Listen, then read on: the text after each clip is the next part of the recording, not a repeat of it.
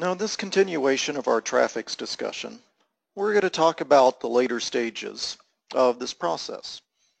So if you watch the previous videos, you know at this point that the vendor has loaded our container ship. We have received the goods onto the container ship and taken ownership of those goods so we can turn around and pay the vendor before the goods truly show up in our warehouse. And at this point, the goods are technically ours to, as far as ownership goes, but they're still on the water. And in the meantime, you know, a few weeks have passed. They're coming into the port at our country's destination. And now we want to receive the goods into our central warehouse after they pass through customs and ultimately are sent on to us.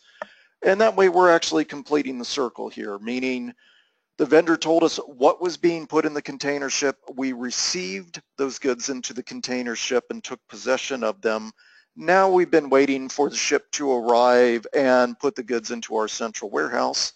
And fortunately, even though all these goods were on separate POs, we've had them all under the same traffic document.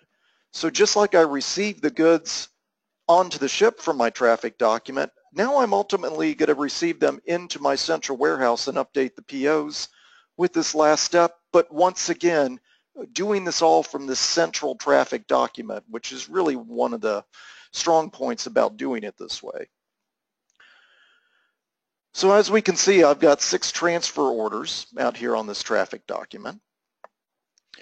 So now that I had already received them onto the ship, I'm going to come into this receipt worksheet, and as you can see, it's blank, but I'm going to tell it to get our traffic document lines, and what it's going to pull in are our transfer orders.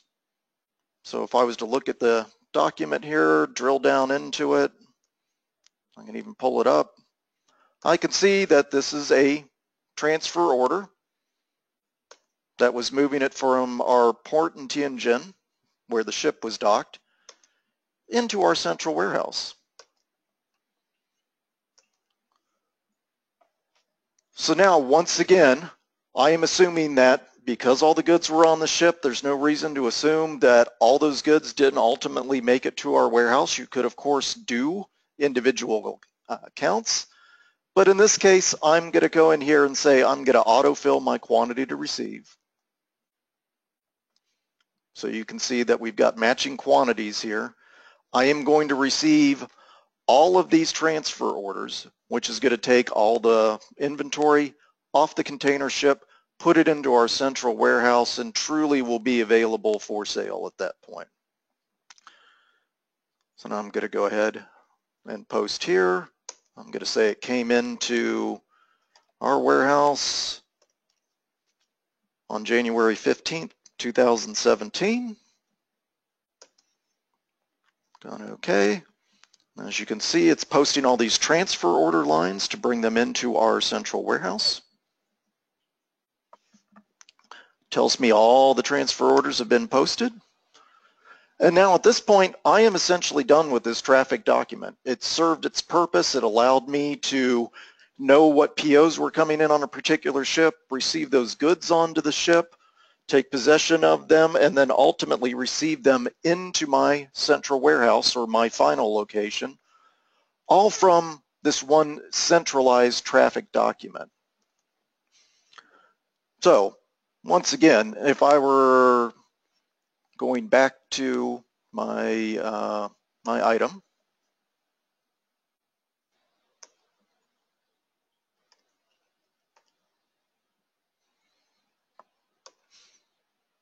and I'll just take a quick look at this. I now see I've got a quantity on hand of 222.